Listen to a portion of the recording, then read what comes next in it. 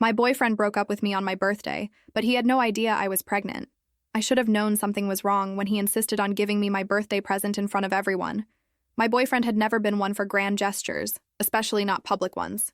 In 3 years together, he'd given me exactly 2 bouquets of flowers, both times after we'd had major fights, and he'd never once surprised me with anything romantic. So when he walked into my 30th birthday party carrying this elegant black box with a silver ribbon, my first thought wasn't excitement. It was suspicion. But there we were, standing in the middle of my living room, surrounded by friends and family, and he was holding this box like it contained the secrets of the universe. The party had been going well up until that point. My best friend had decorated with those ridiculous oversized number balloons, a 3 and a 0 that kept floating into people's faces. My coworkers from the marketing firm had shown up with expensive wine. My mom had made her famous 7-layer dip that everyone pretended to like but secretly found too complicated. It was loud and warm and exactly what I'd needed after a stressful month at work. "Open it," he said, and his smile didn't quite reach his eyes. I'd seen that smile before, usually right before he told me something I didn't want to hear, like when he announced he was quitting his job without having another one lined up, or when he admitted he'd forgotten to pay his half of the rent. Again. My best friend was standing right next to me, champagne glass in hand, beaming like this was the moment we'd all been waiting for. She'd been dropping hints for months about how she thought he was going to propose soon. I'd told her she was delusional, that we weren't even talking about marriage, that he still hadn't committed to the idea of moving in together permanently, despite basically living at my place for the past year. My mom was filming on her phone, positioned at an angle to get both of our faces. Even my coworkers had stopped their conversations to watch, forming this suffocating semicircle around us. The attention made my skin crawl. I'd never liked being the center of attention, which was ironic considering I was throwing myself a 30th birthday party. But that had been my best friend's idea. Her insistence that turning 30 was a milestone that deserved celebration. I smiled. Because what else do you do when 30 people are watching you? And pulled the ribbon loose. It fell to the floor in a whisper of silver. Inside the box wasn't jewelry. It wasn't a gift card or concert tickets or any of the safe, practical gifts he usually gave me. It was a folded piece of paper, crisp white, sitting alone in the black velvet interior. I remember thinking, for just one stupid second, that maybe it was something sweet. A poem he'd written, a love letter expressing all the feelings he'd never been good at saying out loud. Something to make up for the fact that he'd been distant for weeks, that our conversations had become purely transactional, that he'd stopped touching me the way he used to, that he flinched when I tried to initiate intimacy. Maybe this was his way of explaining, of making things right. I unfolded it with careful fingers, aware of all those eyes on me. The words were typed, not handwritten. Times New Roman, size 12. Like a business memo. Somehow that made it worse. I can't do this anymore. You're holding me back from the life I deserve. You're lazy, unmotivating, and frankly, I've realized I can do so much better. Don't contact me. We're done. I read it twice, maybe 3 times. The words didn't change. Each reading made them somehow sharper, more deliberate.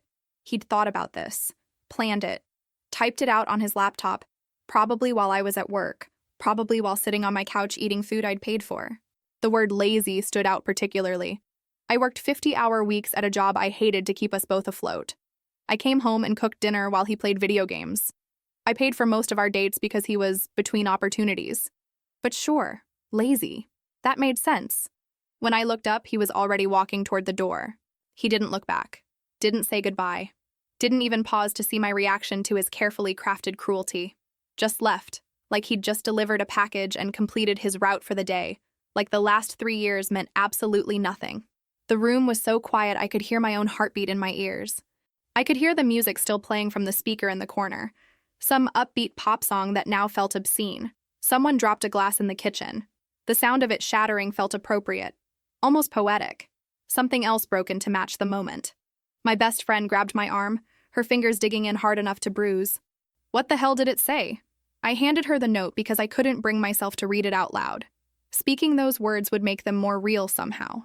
I watched her face change as she read it, watched the confusion turn to shock, turn to fury. Her champagne glass was shaking in her other hand. "That son of a..." she started, loud enough that several people turned to look. "Don't," I said quietly. "Please, not here." But I did something then that I didn't expect, something that surprised even me. I smiled. Not because I was okay. Not because I wasn't devastated. Not because I thought this was funny or acceptable or anything other than the cruelest thing anyone had ever done to me. But because he had no idea what he'd just walked away from. He didn't know about the positive pregnancy test I'd taken 3 days ago at 4 a.m, standing in my bathroom with my heart pounding so hard I thought I might pass out. The one I'd stared at for 20 minutes, watching that second line appear like magic or a curse, depending on the moment. The one I'd been planning to announce tonight with a cute little onesie hidden in my purse, wrapped in tissue paper, with a card that said, "Promoted to Daddy." He didn't know that I'd found his credit card statements 2 weeks earlier when I was looking for the insurance paperwork in his gym bag. Pages and pages of charges at hotels I'd never been to, restaurants and neighborhoods we'd never visited together, always on the nights he claimed to be working late or having drinks with his buddies, the Riverside Inn, Marco's Steakhouse, the boutique hotel downtown with the rooftop bar. I'd memorized every date, every amount. $412 at a jewelry store I'd never received anything from. He didn't know about the text messages I'd seen on his phone when he was in the shower last Tuesday. Messages with her name, the friend from his gym who I'd met exactly once and immediately disliked. Messages that used pet names I'd thought were reserved for me. Messages planning meetups, making excuses to tell me, laughing about how I suspected nothing. I'd screenshot everything with shaking hands, sent them to myself, deleted the evidence of my snooping. I'd been gathering proof like I was building a legal case, which in retrospect, I probably was. He thought he was in control. He thought he'd orchestrated this perfect ending where he got to be the bad guy, where he got to walk away without consequences, where he got to humiliate me one last time just to prove he could. He thought he'd won. "I'm fine," I told my best friend, even though I absolutely was not fine. My hands were numb. My face felt hot. There was a ringing in my ears that wouldn't stop. My mom pushed through the crowd of frozen guests, her phone still in her hand, face pale. She'd stopped recording. "Honey, what happened? Where did he go?" "He's gone," I said simply. And my voice sounded strange, distant, like someone else was speaking through me. "And I need to sit down." My best friend guided me to the couch while my mom started doing damage control, her voice overly bright as she suggested people help themselves to more food. But the energy in the room had shattered like that glass in the kitchen. You can't come back from something like that. You can't just restart the party after watching someone get publicly dumped. The party dissolved after that, guests leaving in uncomfortable clusters, offering hugs and sympathetic looks that made me want to scream. A few people lingered, not sure what to do. My coworker from accounting stood in the corner looking genuinely distraught, like she was the one who'd been dumped. One of my neighbors I'd invited out of politeness kept asking if there was anything she could do, and I kept saying no. "Thank you, I'm fine," until she finally left. My best friend stayed. Of course. She always stayed. We'd been friends since college, since we'd been randomly assigned as roommates freshman year and immediately bonded over our shared hatred of our dorm's ancient heating system. She'd been there through bad breakups and worse jobs, through my dad's death 5 years ago, through every crisis and celebration. This was just another item on the list, except this time I was holding a pregnancy test result in my purse and a breakup note in my hand. She helped me clean up the half-eaten cake and the abandoned drinks while I sat on the couch, still holding that stupid note. The 7-layer dip was congealing on the counter. The number balloons were slowly deflating. Someone had left their jacket on my kitchen chair. "You're being too calm," she said, tying up a trash bag full of paper plates. "It's creeping me out." I looked at her, really looked at her, and said, "I'm pregnant." She dropped the bag. It hit the floor with a muffled thump, and for a moment we just stared at each other. "You're what?" "Pregnant. 8 weeks, give or take. I found out Monday." She sat down next to me, hard like her legs had given out. "Holy shit." "Yeah. Does he know?" "No. I was going to tell him tonight." I gestured vaguely at my purse. I had this whole thing planned. The onesie, the card, maybe a cheesy photo of us holding the test. I was so nervous. I've been nauseous for weeks and I thought it was just stress from work. But then I was late and... My voice cracked. "I was going to tell him tonight." "Oh, honey." She pulled me into a hug, and I let myself lean into her for just a moment. Just long enough to feel something other than numb. "I was scared," I admitted quietly. We hadn't really talked about kids. We hadn't even talked about moving in together officially. But I thought, I don't know what I thought, that maybe this would be the thing that made us figure it out. That maybe he'd be happy. That maybe... He's an idiot. Yeah. I pulled back, wiping at my eyes. But he's also gone. And now I have to figure out what to do. "Are you keeping it?" The question was gentle, non-judgmental. This was why I loved her. No matter what, she never made me feel like there was only one right answer. Yeah, I hadn't really thought about it until that moment, but saying it out loud made it real. Made it a decision rather than a terrifying possibility. Yeah, I am. She was quiet for a long moment, then reached over and took my hand. Okay, then we figure this out. We? You think I'm letting you do this alone? Please. I've already been mentally shopping for baby clothes since you told me you were late last week. I didn't tell you I was late. You didn't have to. I've known you for 12 years. You reorganize your kitchen cabinets when you're stressed. Last week I came over and you'd alphabetized your spices. Despite everything, I almost laughed. Fair point. My phone buzzed on the coffee table, then again and again. I picked it up to find 7 missed calls from him. No voicemails. Just calls like he was testing to see if I'd break first, like he was making sure I was properly devastated. I turned the phone off. Good, my best friend said. Let him wonder. I need to call a lawyer, I said suddenly. Tomorrow, first thing. Why? Because I found his credit card statements.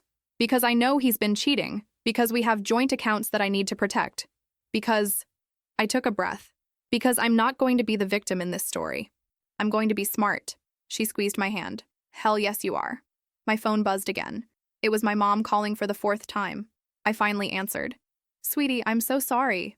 Are you okay? What can I do? Do you need me to come over? I can stay the night. I can stay as long as you need. I'm okay. Mom, I promise. The lie felt heavy on my tongue. That boy is a coward. A complete coward. What he did was cruel and unforgivable and utterly classless. In front of all those people. At your birthday party. Who does that? What kind of person? I know. My voice cracked a little despite my best efforts. I know. Do you want me to come stay with you tonight? I don't like the idea of you being alone. My best friend is here. We're okay. I need to process this. I need some space to think. There was a long pause. Then quieter. I'm your mother. I'm supposed to be able to fix things, and I don't know how to fix this. You can't fix this. Mom, nobody can. It just is. I love you so much, and you're going to be okay. You're stronger than you know. I love you too, I said, and hung up before she could hear me start crying. My best friend pretended not to notice, just kept cleaning, humming tunelessly under her breath the way she did when she was thinking hard about something. After she left around midnight, promising to come back first thing in the morning, I sat alone in my apartment and let myself feel it. All of it. The humiliation, the anger, the fear about being pregnant and alone, the bizarre relief that I wouldn't have to keep pretending everything was fine when it so clearly wasn't. I pulled the screenshots of his messages up on my phone, reading through them again. 4 months of evidence. 4 months of lies. And I'd known, on some level. Your gut always knows before your brain catches up. I'd just been too scared to acknowledge it, too invested in the relationship to blow it up based on suspicions. Well, he'd done the blowing up for me. The next morning, I woke up to 17 missed calls from him. No voicemails, just calls, one after another throughout the night, like some kind of deranged metronome marking the hours. The audacity of it made me furious all over again. He dumps me publicly, walks out without a word, and then has the nerve to blow up my phone? To make himself the victim somehow? I didn't answer. I didn't even listen to see if he'd left messages on the first few calls. Instead, I made an appointment with a lawyer. My company offered 3 free consultations as part of our benefits package, something I'd never thought I'd need to use. The earliest available slot was in 2 days, which meant 2 days of waiting, of wondering, of trying to work while my entire life was imploding. I called in sick to work, sent an email to my boss explaining I had a personal emergency and would need a few days. She responded within 10 minutes saying to take all the time I needed, that my projects could wait, that my well-being was the priority. It made me cry, that small kindness from someone who barely knew me. The following few days were a blur of nausea and paperwork and trying to figure out what my life looked like now. Morning sickness hit me like a truck around 6 a.m. every day, which was ironic timing considering everything else. I'd be sitting at my desk trying to focus on spreadsheets, trying to maintain some semblance of normalcy, and suddenly I'd have to run to the bathroom. My coworkers assumed I was upset about the breakup. They weren't entirely wrong, but they also weren't right. My best friend practically moved in during those days. She'd show up at 7 in the morning with ginger tea and crackers, items she'd apparently researched extensively on pregnancy forums. She'd sit with me while I cried or raged or just stared at the wall trying to process what my life had become. She'd put on terrible reality TV shows that required zero mental engagement. She'd rub my back when I was throwing up. She'd remind me to eat even when food sounded disgusting. "You don't have to do this," I told her on the third day. "You have your own life. My life is boring. I'm living vicariously through your drama. My drama isn't that exciting. You're pregnant, newly single, and potentially about to take legal action against your ex for financial fraud. That's literally a cable TV movie." Despite everything, I laughed. It hurt, but I laughed. "He's been texting me," she said one evening, showing me her phone, a whole string of messages asking if I was okay, asking if she knew where I was, asking if she thought I'd be willing to talk to him soon. "What did you say?" "That you're grieving and need space," which is the polite version of "go to hell" and also "you're blocked now." "You blocked him?" "Hell yes, I blocked him. He doesn't get to use me as a go-between after what he did." "That's manipulative. He knows I'll tell you what he says, so he's trying to make himself look concerned and caring through me." She tossed her phone onto the couch. "Classic move. I've seen it 100 times. When did you become an expert on breakup manipulation?" "I watch a lot of therapy content on the internet. Also, my last boyfriend was a gaslighting nightmare, remember?" I did remember. She'd spent 6 months with someone who made her question her own reality, who twisted every conversation until she was the one apologizing for his bad behavior. I'd been the one sitting with her when she finally ended it, helping her block him on every platform, reminding her that his version of events wasn't the truth. Now she was doing the same for me. Friendship was cyclical like that. The lawyer I met with was efficient and unsympathetic in the best possible way. Her office was downtown, on the 14th floor of a building I'd walked past 100 times, but never entered. The waiting room had uncomfortable modern chairs and magazines from 6 months ago. When she called me back, her handshake was firm and her eye contact unwavering. Her name didn't matter. What mattered was that she listened to everything without interrupting, without judging, without offering platitudes. She looked at the evidence I'd brought, the credit card statements I'd photographed, the screenshots of messages, the timeline I'd created documenting his lies, and nodded slowly. "This is good," she said, spreading the papers across her desk. "Very thorough. You've done most of my job for me. I'm good at organizing data. It's literally what I do for work." "Well, it shows. Are you planning to press charges for the credit card fraud?" I hesitated. "I don't know yet. Right now I just want to protect myself." "Smart. Here's what we do first." She pulled out a legal pad and started making notes. "We freeze any joint accounts immediately. Do you have shared credit cards?" "One. We got it 2 years ago for building credit. I barely use it, but I looked at the statements. "He maxed it out 3 months ago." "On what?" "Apparently on his girlfriend." The words tasted bitter. "Hotels, dinners. There's even a charge at a jewelry store for $412. "I never got jewelry." She made a note. "That's going to be useful if we need to establish a pattern of deception." "What about bank accounts?" "We have separate accounts, but we were supposed to be splitting expenses 50-50. Except I've been covering probably 70% for the past year because he kept having cash flow issues." "Do you have documentation of that?" "I have a spreadsheet." "Of course I have a spreadsheet." The ghost of a smile crossed her face. "Of course you do. Email that to me. What about the pregnancy?" 8 weeks, I'm keeping it." "And he doesn't know?" "No." "Do you want him to know?" That was the question, wasn't it? Did I want him involved? Did I want to give him the chance to step up? Did I want to tie myself to him for the next 18 years through shared custody and child support negotiations? "I don't know," I admitted. "Part of me wants to do this completely alone, but part of me thinks that's not fair to the baby." "Here's the reality," she said, leaning forward. "If you tell him, he has rights as a father. Those rights can't be taken away just because he's a terrible partner. He can request custody, visitation, involvement in decisions. He can also be required to pay child support, which is the baby's right, not yours. If you don't tell him, you forfeit child support, but you also maintain complete control. What would you do?" "I'm not allowed to tell you what to do. But I will say that keeping a pregnancy secret when you have documentation of the father's identity can backfire legally down the road. If he finds out later, and he probably will, he can claim you deliberately hid it from him, which doesn't look good in court. So I tell him, eventually, but maybe not today. But maybe you wait until you're in a stronger position, until you have legal protections in place, until you have a clear plan for what co-parenting would look like on your terms." That made sense. Strategic disclosure, controlled narrative. First things first, she continued. We secure your finances. We document everything. We prepare paperwork outlining child support calculations and potential custody arrangements based on state guidelines. Then, when you're ready, we inform him professionally and legally, giving him no room to claim ignorance or ambush you with his own lawyer. I left her office feeling something I hadn't felt in days. Prepared. Not okay, not happy, but prepared. Like I had a plan and a path forward, even if that path was complicated and scary. Over the next week, I executed every step she'd outlined. I froze the joint credit card and filed formal disputes for every charge I hadn't authorized. $3,200 worth of hotels, dinners, and that mysterious jewelry purchase. The credit card company launched an investigation. Within 2 weeks, they removed my liability for the fraudulent charges.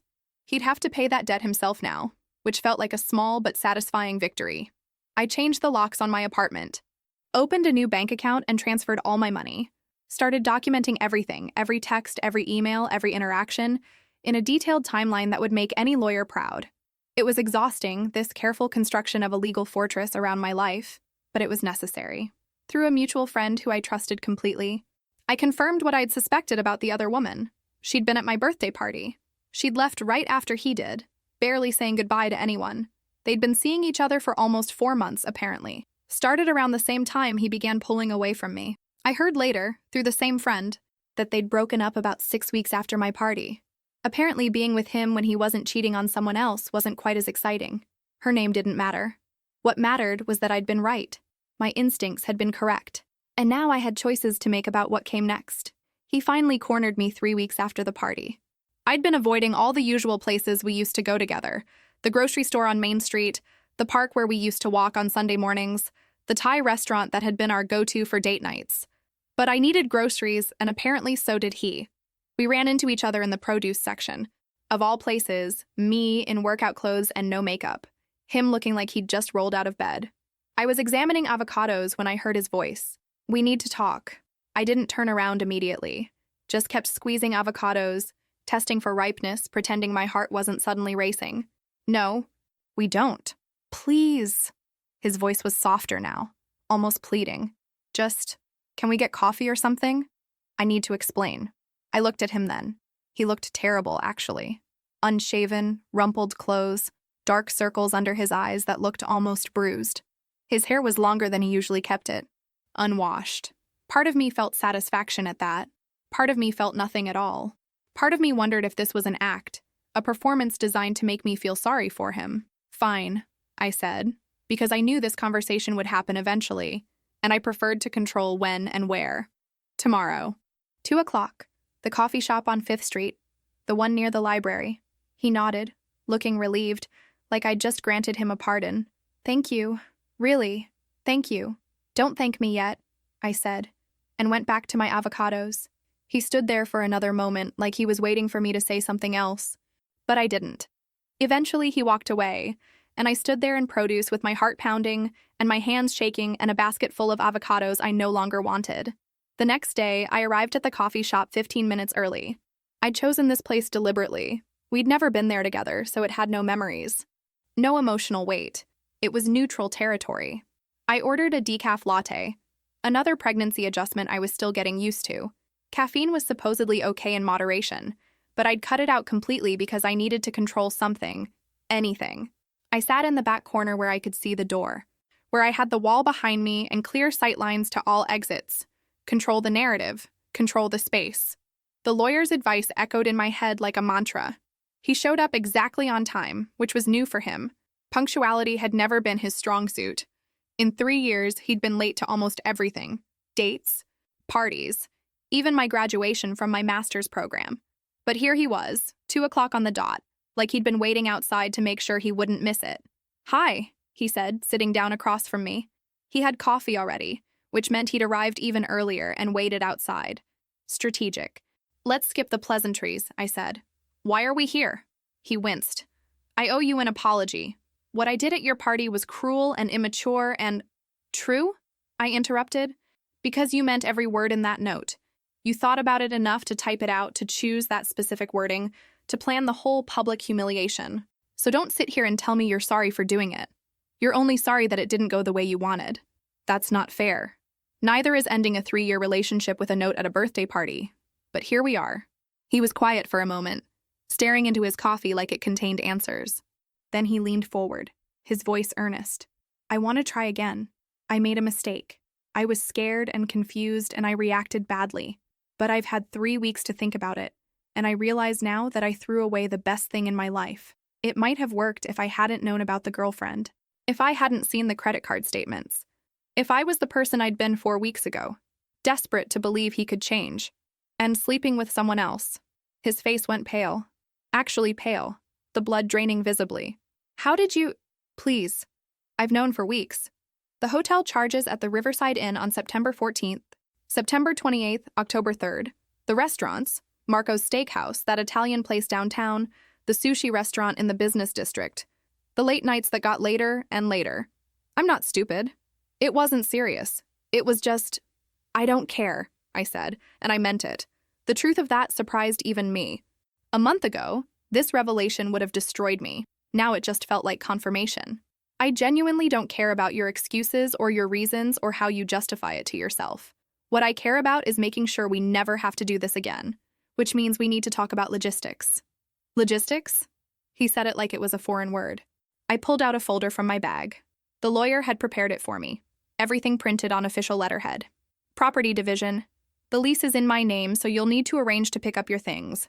I'm available next Saturday between 10 a.m. and noon. My friend will be there as a witness. He stared at the folder like it might bite him. This is really it? You're not even going to hear me out? You already said everything at my party, remember? In front of 40 people. So no, I'm not interested in hearing more. What about the money? He said suddenly. The apartment, the bills, everything. You can't afford all that on your own. And there it was.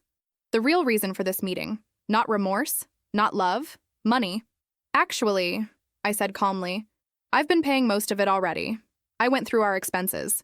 For the last year, I've covered about 70% of our costs while you've been— What? Where has your money been going? He didn't answer. Right, I continued. So I'll be fine. Better than fine, actually, without supporting 2 people on one salary. I slid a second set of papers across the table. This is from my lawyer. It outlines child support calculations and custody arrangements. He frowned. Child support? We don't have— Then he stopped. His eyes widened. You're pregnant. Congratulations, you figured it out. How long have you known? Long enough. Is it mine? I stood up so fast my chair scraped against the floor. We're done here. Read the papers, sign them. Your stuff better be out of my apartment by the end of the month or I'm donating it. I walked out before he could respond, my hands shaking so badly I could barely get my keys out of my purse. But I'd done it. I'd faced him. And I hadn't broken. That night, my best friend came over with ice cream, which I couldn't eat because dairy was making me sick, and sat with me while I cried. Not because I missed him, not because I wanted him back, but because grieving what I'd thought we had was necessary before I could move forward. You were so strong today, she said. I didn't feel strong. That's what makes it count. The threatening text messages started 2 days later. Nothing overtly dangerous, just enough to let me know he was angry. Threats about paternity tests, threats about lawyers, implications that I'd somehow trapped him. I forwarded every single one to my lawyer and then blocked his number. He came to get his things on a Saturday morning 2 weeks later. I had my best friend there as promised, and we watched in silence as he packed his clothes. His gaming console, his books. It took him 45 minutes. He didn't say a word. Neither did I.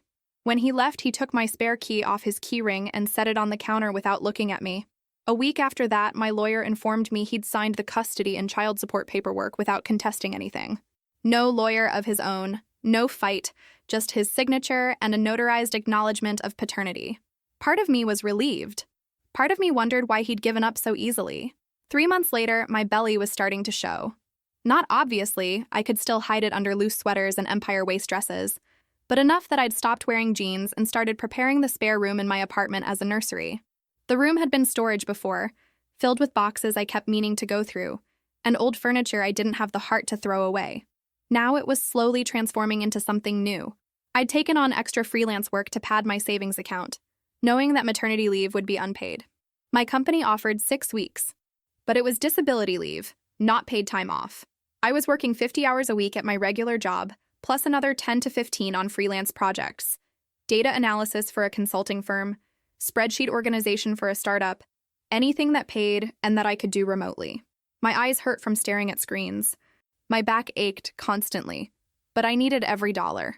My mom had started buying baby clothes every time she went shopping, arriving at my door with tiny onesies and impossibly small socks and blankets soft enough to make me cry.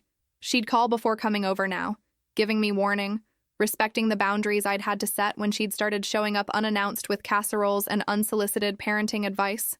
Life was moving forward, with or without him. I was building something real, something stable, something that would exist whether he was part of it or not. Then I got the news that complicated everything. My blood pressure was elevated again. 142/94. High enough that my doctor wanted me on modified bed rest immediately.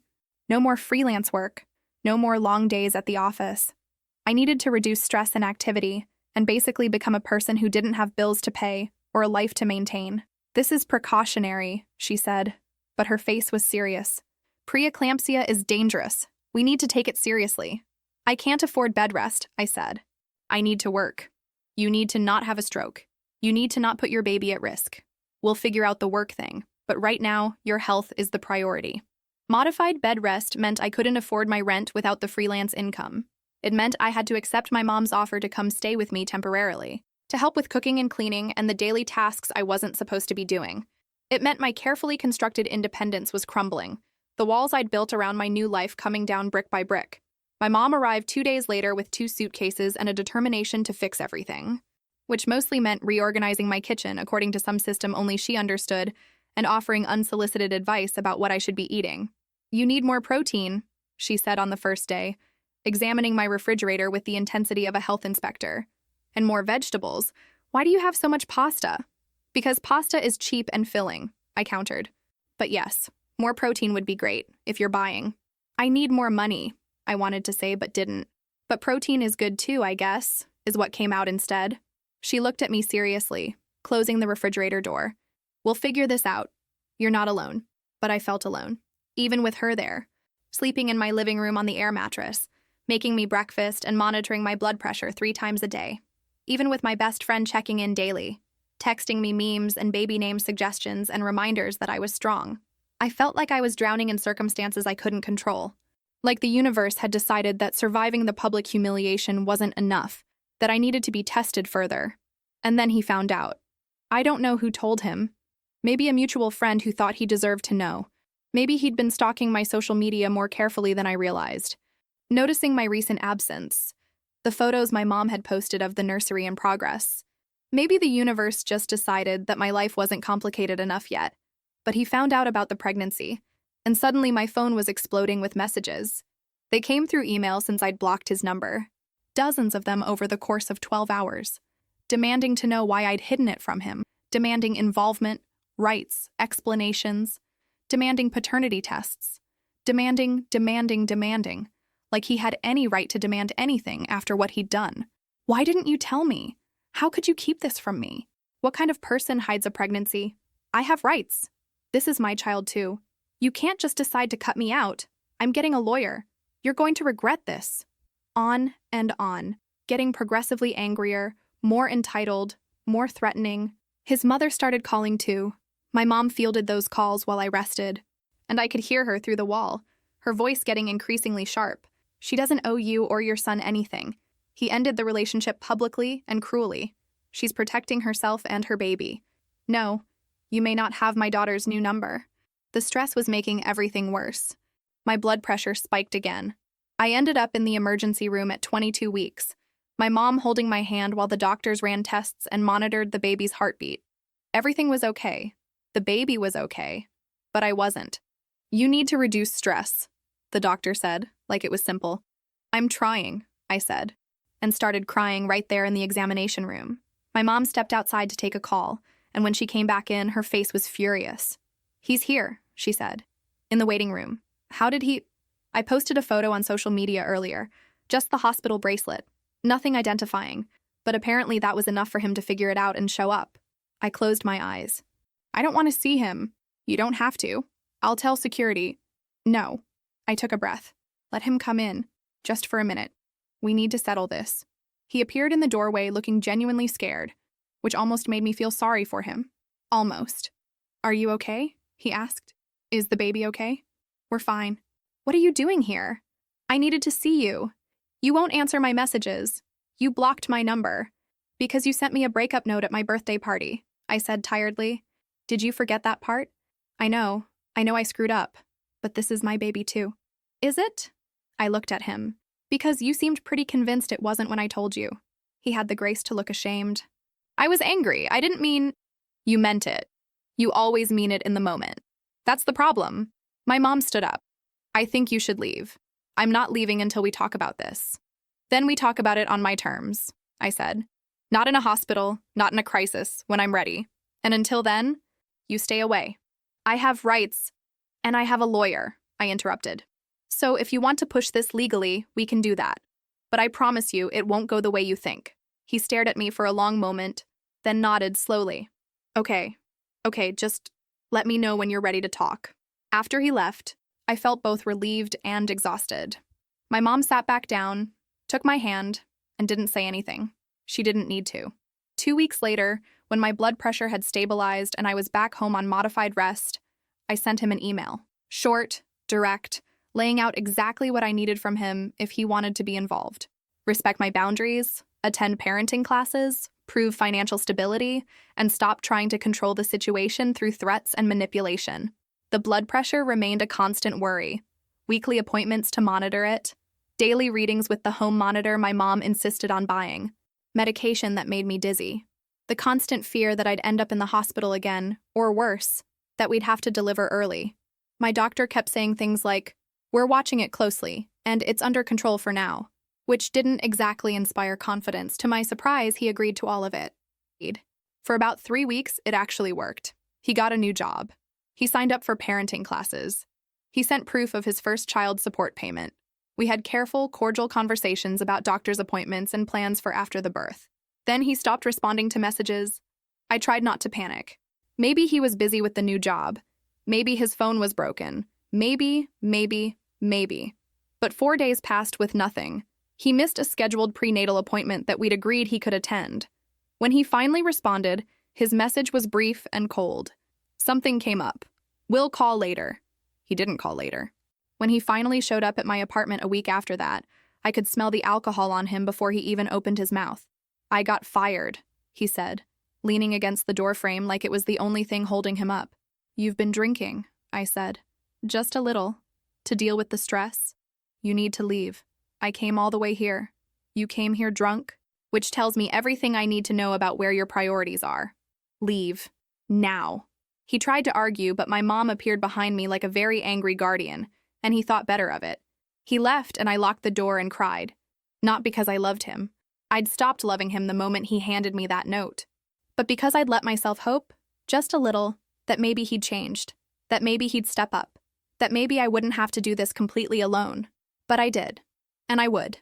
And the sooner I accepted that, the better off we'd both be. At 36 weeks, I went into labor. It was 3 a.m, and the contractions woke me from a dead sleep. My mom called him while I focused on breathing. He didn't answer. She called again, and again. He finally picked up 5 hours later, after my mom had driven me to the hospital and I was already admitted. His excuse about his phone dying didn't explain why it took him 5 hours to charge it, but I was too tired to argue. He showed up looking panicked and guilty, carrying an enormous stuffed bear that barely fit through the doorway. "I'm sorry," he said. "I'm so sorry. My phone really did die, and..." "Just sit down," I said, too exhausted for his explanations. The next 32 hours were a blur of pain and epidurals, and nurses checking my dilation every few hours. He stayed, to his credit. He held my hand through contractions. He got me ice chips. He even managed to be genuinely helpful during the worst of it. But he also kept pulling out his phone to take photos and videos, posting updates to his social media like this was a performance instead of the most vulnerable moment of my life. "Stop!" I finally snapped during a particularly bad contraction. "Put the phone away or leave." He put it away. Our daughter was born at 7:37 on a Wednesday morning. 6 pounds, 4 ounces. Tiny and red and absolutely perfect, except she wasn't breathing quite right. The nurses took her immediately, their faces professional and calm in that way that made my heart stop. "What's wrong?" I asked, trying to sit up. "What's happening?" "Her breathing is a little irregular," the doctor explained. Probably just from being a few weeks early. We're taking her to the NICU for observation. Just to be safe. Just to be safe. Those words would haunt me for the next 48 hours. She had to stay in the NICU for 2 days. 48 hours of sleeping in uncomfortable hospital chairs, of watching monitors, of feeling helpless while my daughter fought to regulate her tiny lungs.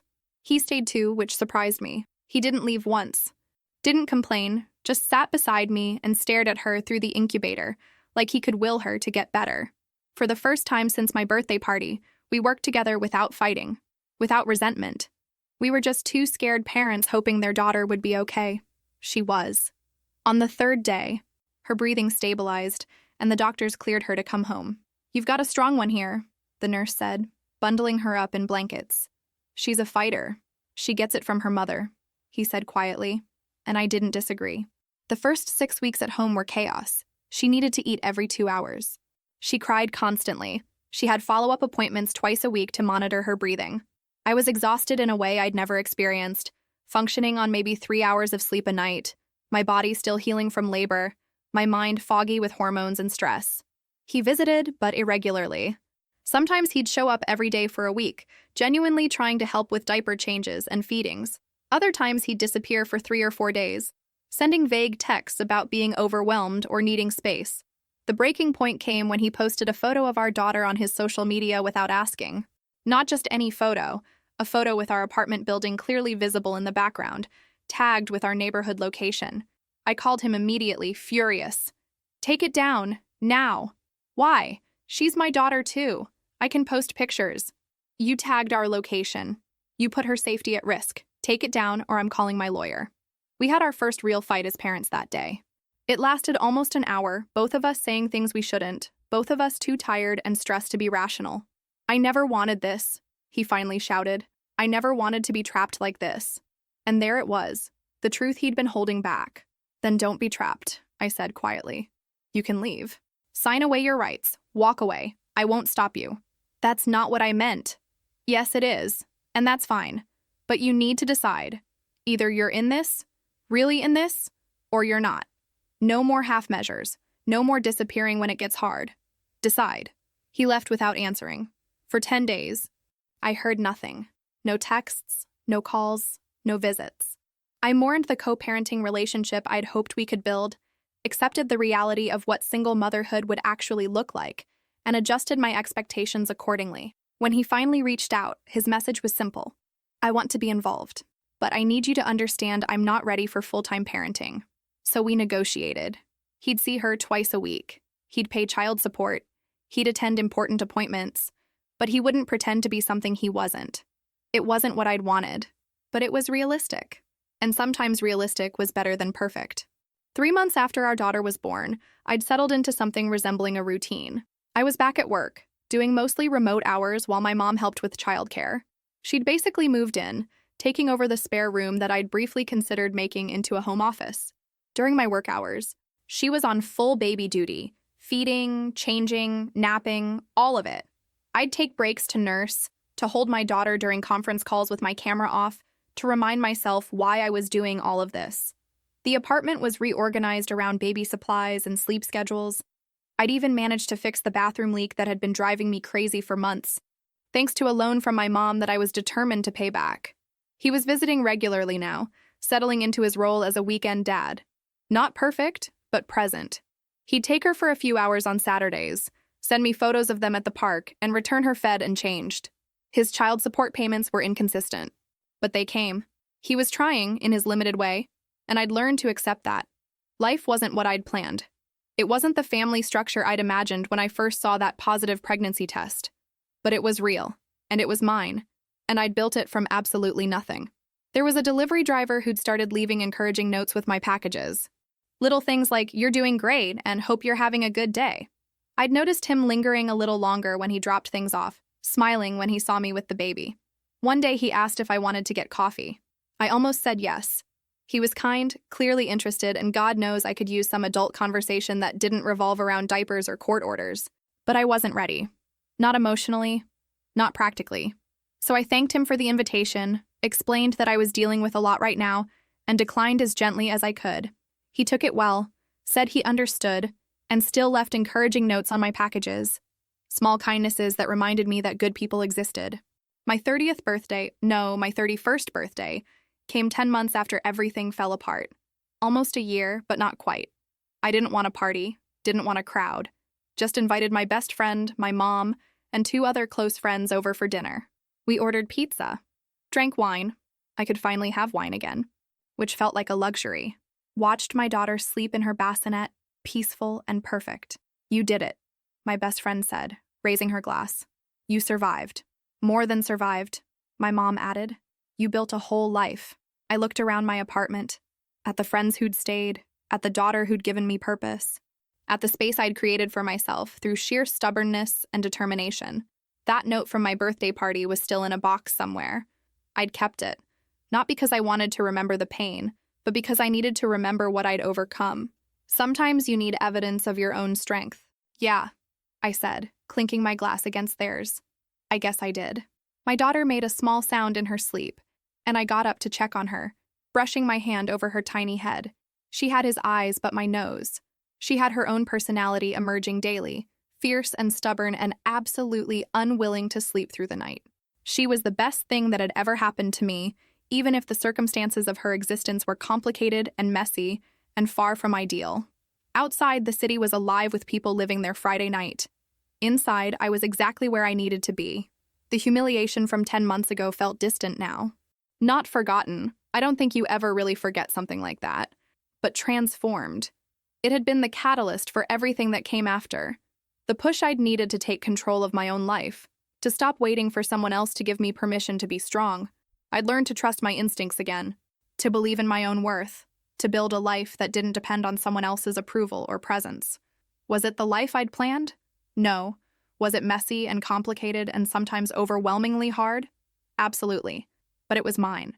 Every difficult decision, every sleepless night, every moment of doubt and triumph, all of it was mine. And that, I was learning, was enough. My best friend was still on the couch, scrolling through her phone and laughing at something. My mom was in the kitchen, probably reorganizing my cabinets again because she couldn't help herself. My other friends were debating what movie to put on. These were the people who'd stayed, who'd shown up when things got hard, who'd proven that family was more than blood, that love was more about consistency than grand gestures. I sat back down, my daughter now awake and looking at me with those serious eyes that always made me wonder what she was thinking. "Happy birthday to me," I whispered to her. "We made it." She grabbed my finger with her impossibly tiny hand, and I felt something settle in my chest. Peace, maybe. Or just acceptance. The understanding that life rarely goes according to plan, but sometimes the detours lead you exactly where you need to be. 1 year ago, I'd stood in the middle of a party holding a cruel note, surrounded by pitying faces, feeling like my life was ending. Now I sat in my own apartment, holding my daughter, surrounded by people who actually loved me, feeling like my life was finally beginning. The note was still in that box. Probably always would be. But it didn't have power over me anymore. It was just paper.